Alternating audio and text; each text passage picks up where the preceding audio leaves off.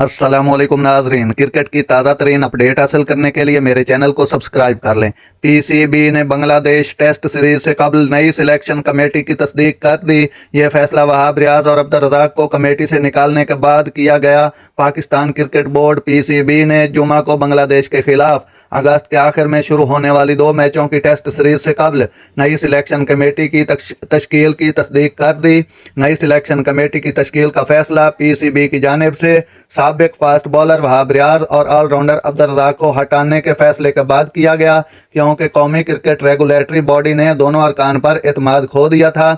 नई selection committee कप्तान red and white ball, head coaches red and white ball, Asad Shafiq और मोहम्मद यूसुफ पर मुश्तमिल है। इन अरकान को वोट देने और फैसले करने का इख्तियार हासिल होगा। नई कमेटी स्क्वाड का फैसला करेगी जो बांग्लादेश के खिलाफ 2 टेस्ट मैचों की सीरीज में शामिल होंगे।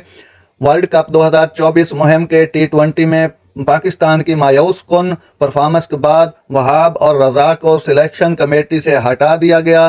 पाकिस्तान क्रिकेट बोर्ड ने तस्दीक की कि इसने अब्दुल रज़ाक और वहाब रियाज को मुतल्लक़ किया। कौमी सिलेक्शन कमेटी के सेटअप में अब उनकी खिदमात की ज़रूरत नहीं रहेगी। नाज़रीन, ऐसी बर वक्त खबरें सुनने के लिए मेरे चैनल को सब्सक्राइब कर लें। अल्लाह हाफिज़।